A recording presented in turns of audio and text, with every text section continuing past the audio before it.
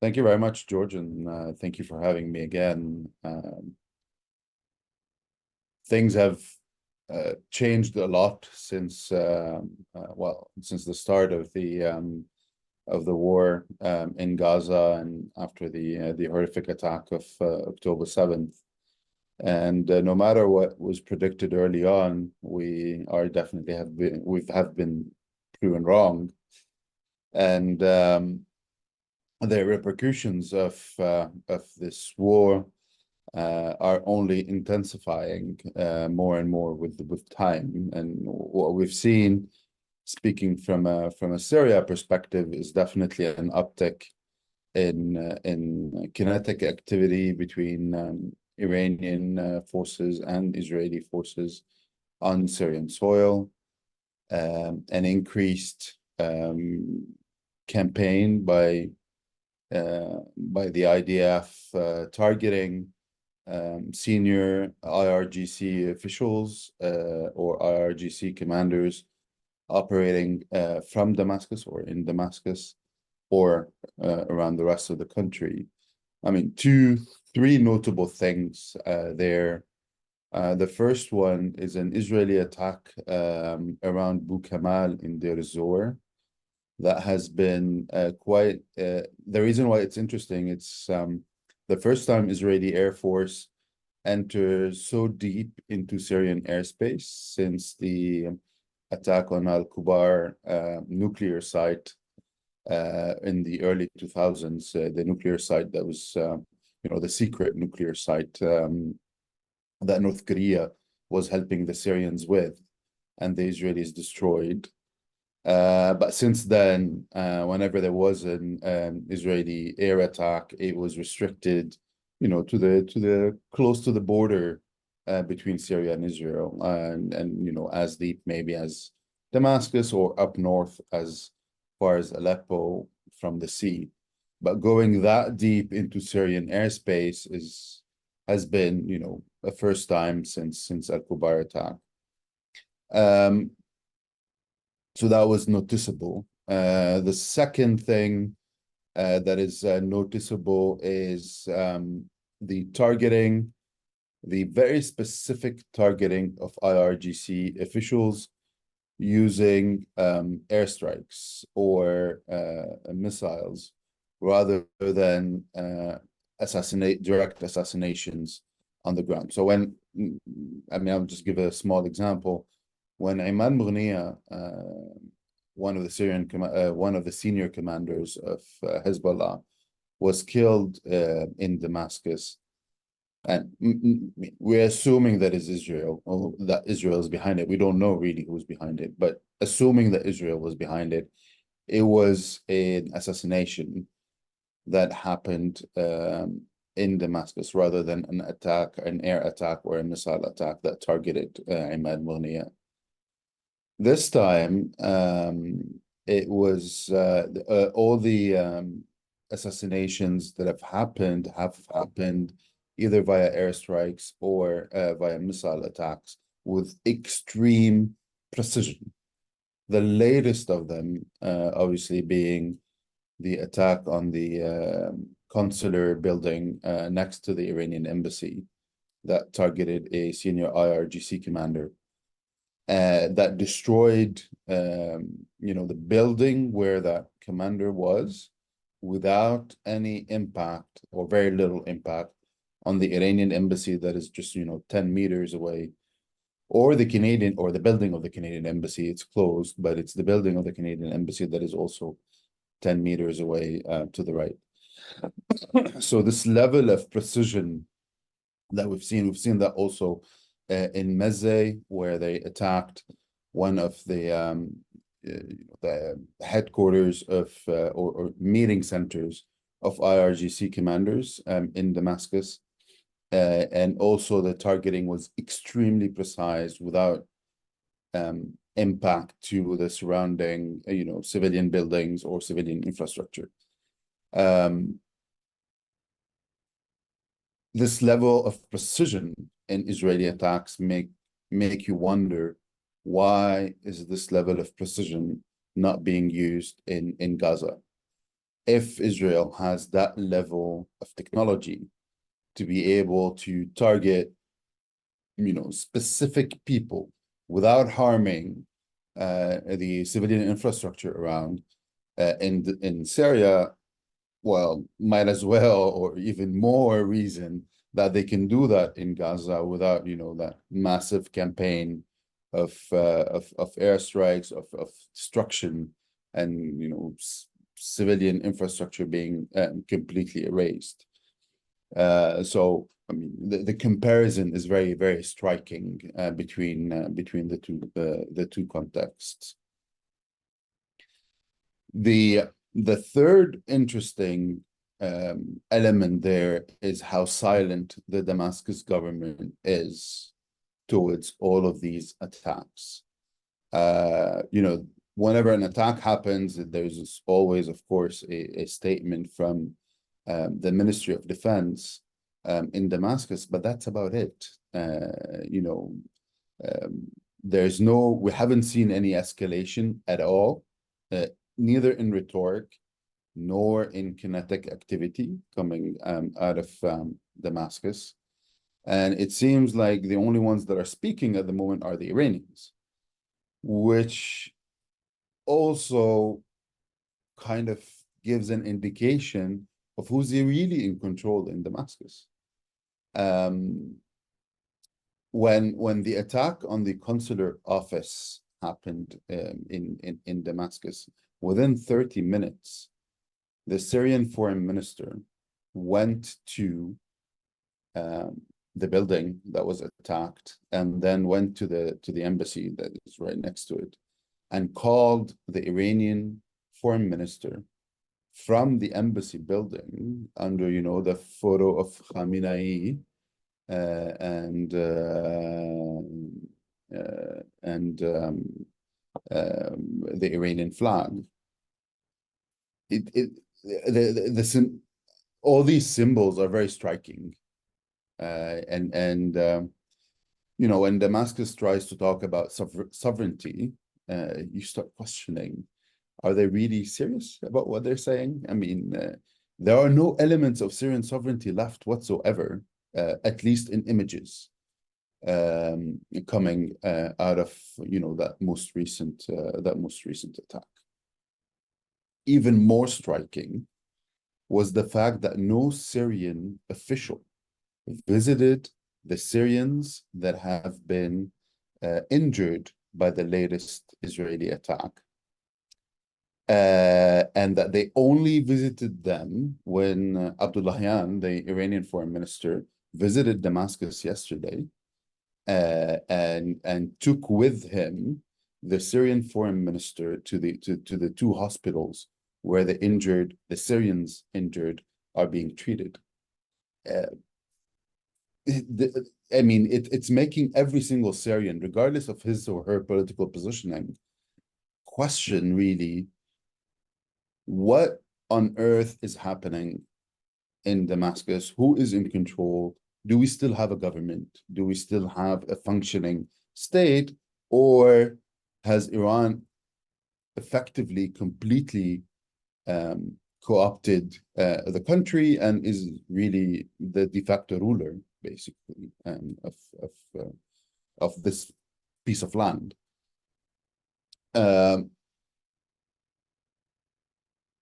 And going from there, that is also creating a lot of anxiety in Lebanon, in the sense of, obviously, most of the kinetic activity between Israel and the Iranian proxies is happening alongside the Israeli-Lebanese border, not alongside the Israeli-Syrian border.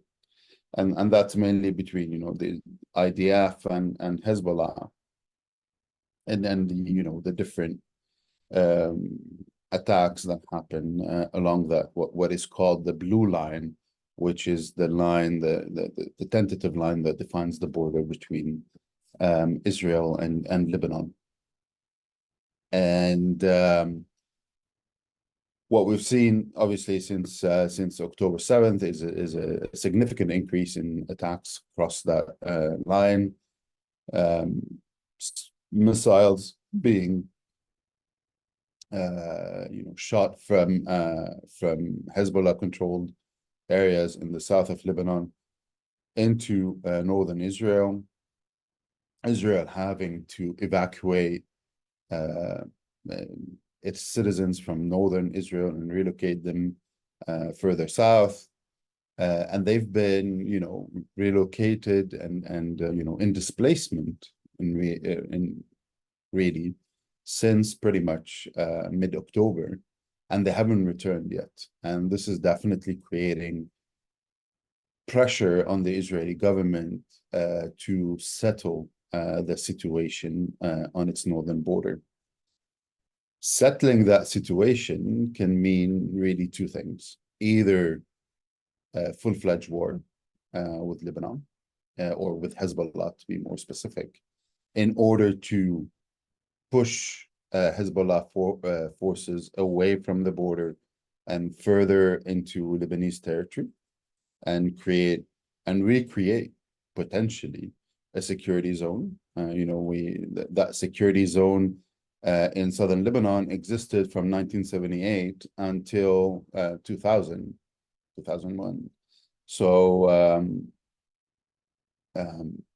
one option would be for the Israelis to recreate that to protect its northern border and to allow for its citizens to go back to their homes. The other option, which the Biden administration is heavily invested in, is actually a land border, an official land border delineation and agreement alongside the maritime deal that was done a couple of years ago, and it's the same negotiator that is actually now involved in negotiating this. So Amos Hochstein, who negotiated the maritime deal between Israel and Lebanon and allowed for that maritime deal to be signed by both parties, is now also doing the shuttle diplomacy between Israel and Lebanon to be able to mediate the land border issue and come with a resolution. And there are several things being discussed, including pushing some of or the elite force of Hezbollah called Al-Radwan forces 7 or 10 kilometers to the north of Al-Litani River,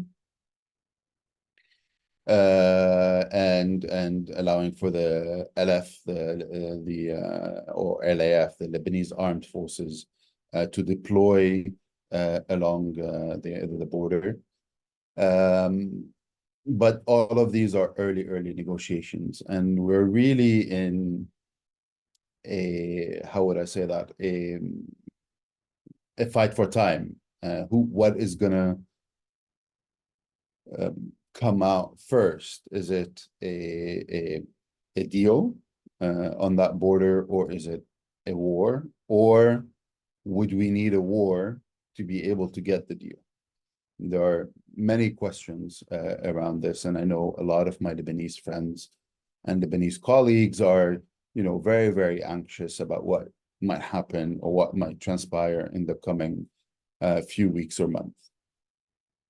And obviously, this is extremely linked to what happens in Gaza and how things develop. I mean, we've seen in the last couple of days a lot of withdrawals from a lot of IDF withdrawals from southern Gaza, and the theory there is that a lot of those fighting forces will be moved north. So does that mean that Israel is preparing an invasion, at least of southern Lebanon, or an attack into Lebanon? That's a question mark. And more than that, what happens in Rafah, and would there be, a full-fledged incursion or invasion of Rafah? And if that is the case, then probably the war in Lebanon is a bit postponed until the situation in Rafah is dealt with. If there is no, if Hamas and Israel can come up with an agreement based on the negotiations or the negotiations, the hostage negotiations and the hostage deal being discussed between the Qataris, the Americans, the Egyptians, and Israel, then it is not unthinkable to imagine that a full attack or if a full onslaught on Rafah might not happen, and therefore that frees some of the forces in the deep south of Gaza to be relocated also to the northern front and to participate eventually in a further attack or in a new war on Lebanon. So the question of peace or war in Lebanon is very much linked to the developments in Gaza, and more specifically the developments in the very, very south of Gaza and what happens in Rafah, and you know, the different negotiations that are happening at the moment between the Israelis, the Qataris, the Egyptians, and the Americans. What would be the best case scenario? The best case scenario would be a comprehensive agreement that would cover all the flare-ups. But I think history tells us that, you know, this is a bit platonic to imagine that this is possible. And usually what we've seen through the history of this conflict is piecemeal agreements here and there, and therefore a relocation of forces from one front to the other. So if we only look at the history of the conflict and try to learn from that, I think the P50 or the most likely scenario would be a relocation of forces from southern Gaza to the northern Israeli front, and then, you know, a potential war on Lebanon. What has also accompanied all of that is a tension between Iranian forces and American forces in Syria. We've seen direct confrontation between the two, and we've seen obviously the major incident there being the killing of 3 American servicemen along the Syrian-Jordanian border by IRGC drones. That situation can flare up back again at any moment. There's a lot of, you know, back channeling and a lot of diplomacy happening between the Iranians and the Americans to keep things under control and not escalate. But the smallest mistake there can lead to a complete, you know, flare up. And the U.S. administration is yet to respond to this provocation by the Iranians and the killing of this 3 servicemen. So we haven't seen yet the full scale of the American response.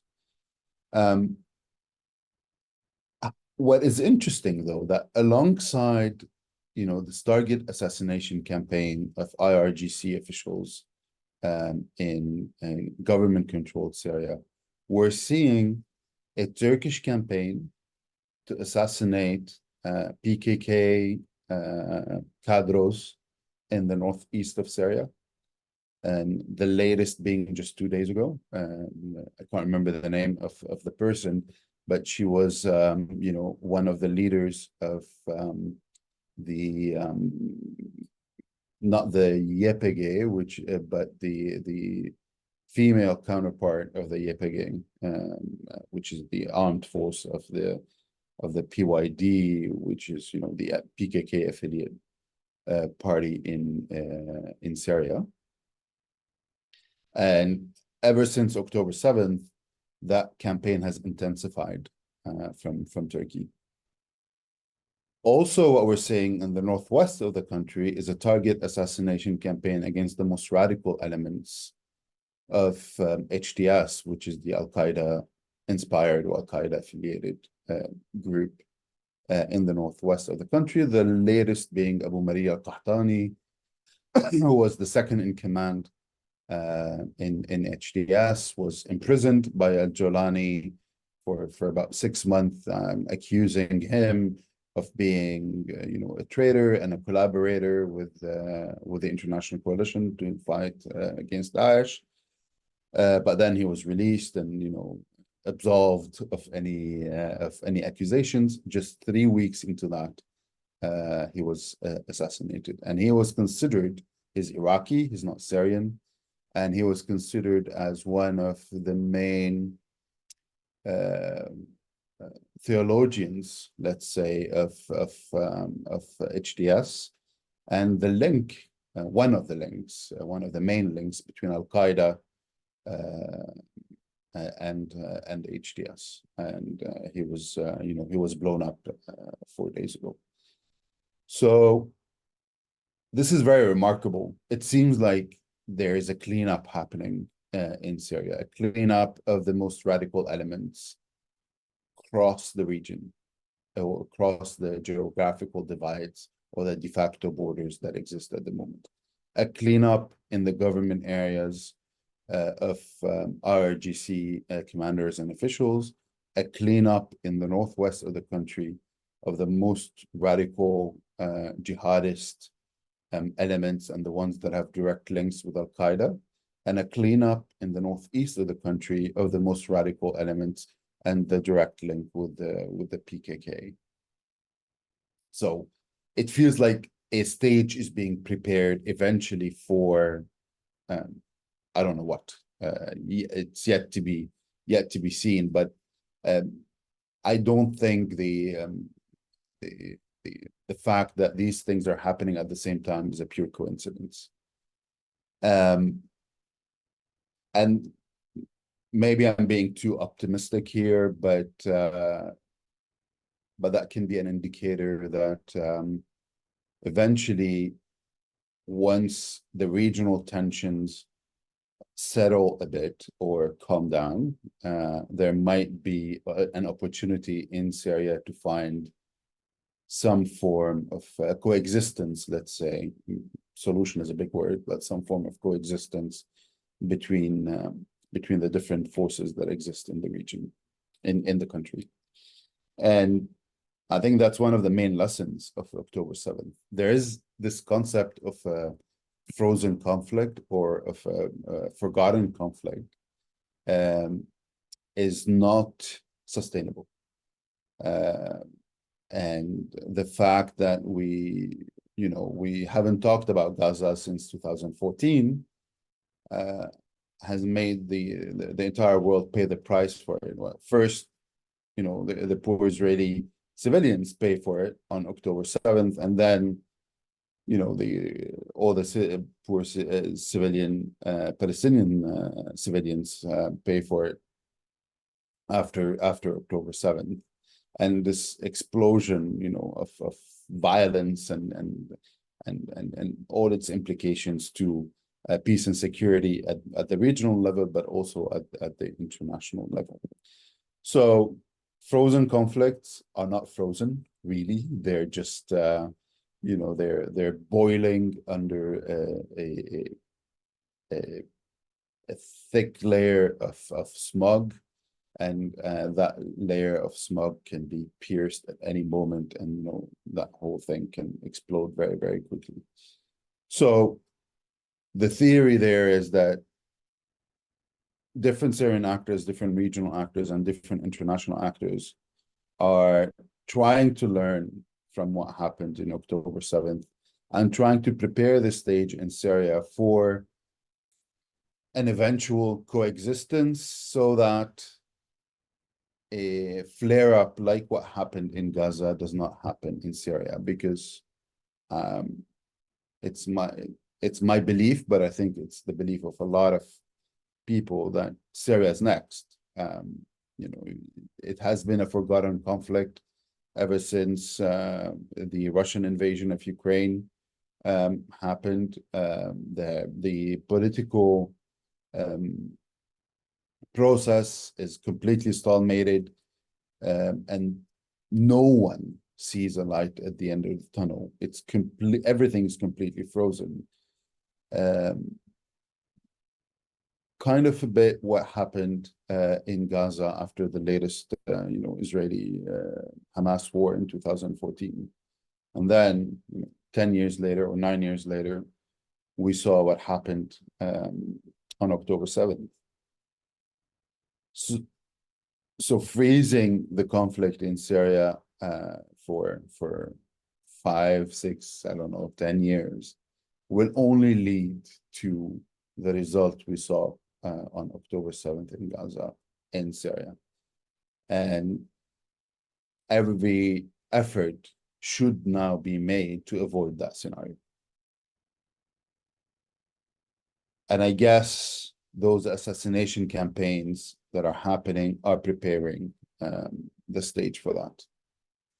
But going back to the regional tensions and the potential scenarios for the Gaza war itself, the most important indicator at the moment is how impatient and I would almost say angry the American administration is becoming of how Netanyahu and his war cabinet are managing the war. There is intensified American pressure on Israel to allow for more humanitarian aid first, and to eventually ceasefire. President Biden, for the first time, used the word ceasefire yesterday, and the U.S. administration allowed for a UN Security Council resolution calling for a ceasefire to be passed and to be agreed on. They didn't use their veto recently. So I think we'll see an intensification of that pressure on the Israeli war cabinet. Lapid, the head of the Israeli opposition, is in the U.S. at the moment, meeting with U.S. officials. That's the U.S. signaling also to the Israeli government that it's time to change course. And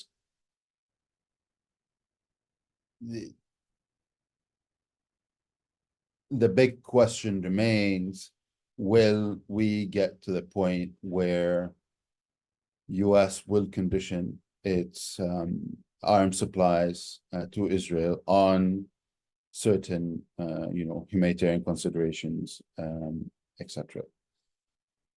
That I think is a strong possibility if the Israeli government does not allow for more humanitarian aid into Gaza, more specifically into northern Gaza, where all elements of famine are present. And the UN did not say we're in famine yet, but we're very, very close to being in a situation of famine, with everything that means.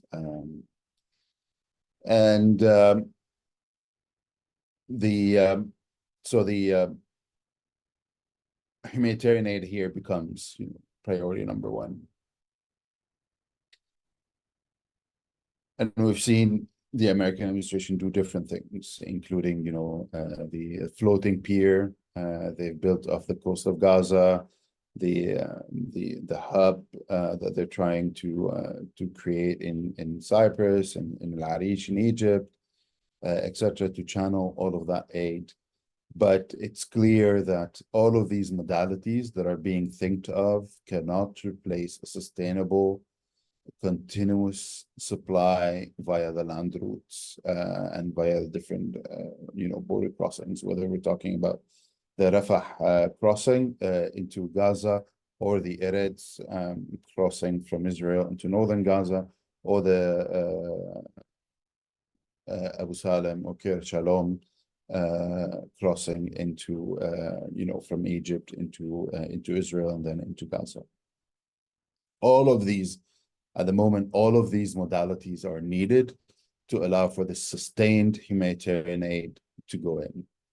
And if this is not put in place fairly quickly, I think we'll get to a point where, and not only the American administration, but the entire world will condition any further military support to Israel to these, conditions of allowing more of that humanitarian aid into the area. However,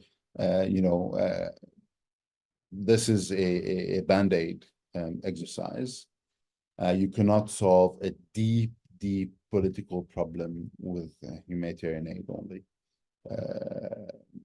That is true with the Israeli-Palestinian conflict. That is also true with the conflict ongoing in Syria. Throwing more humanitarian aid will not make that conflict disappear, and throwing more humanitarian aid into Gaza will not make the Israeli-Palestinian conflict disappear. So what we eventually need is a peace process, is a political process that gives hope to the aspirations of the Palestinian people in a livable, real, independent state. And without that perspective, no matter how much humanitarian aid you throw at Gaza, we will not be solving the situation. It will be just postponing or creating the ground for a next flare-up in 5 years, 10 years, whatever the time frame is. And this idea that you can, destroy Hamas with, just with kinetic force is laughable. How can you destroy an ideology with weapons? The Americans have been trying to do that with Al Qaeda since I don't know when, and Al Qaeda still very much exists. They've tried, to do that with Taliban, and what we in Afghanistan, and took Taliban out in 2001, 2002, and in 2021 we're back with Taliban. So we started with Taliban 1.0, then American occupation for 20 years in Afghanistan, and then Taliban 2.0. So if the Israelis think that they can kill Hamas's ideology with weapons and occupy the entirety of Gaza, what they're going to end up with is a Hamas 2.0 in 5, 10, 20 years, whatever the time frame is. So without a concrete political process and a concrete political perspective that leads to an independent Palestinian state that lives in peace and harmony in the region, and without security to the Israeli state, I don't see how throwing more humanitarian aid can solve the situation. Equally, in Syria, without a peace process that answers to the aspirations of the Syrian people, that provides for a political transition, a form of political transition, or a form of power sharing in the country, I don't see how throwing more humanitarian aid into Syria will solve that political problem. So yes, humanitarian aid is a must, is a need, is urgent, but it's a band-aid strategy that will not deal with the root causes of both conflicts, and that will only lead to a temporary pause until the next flare-up.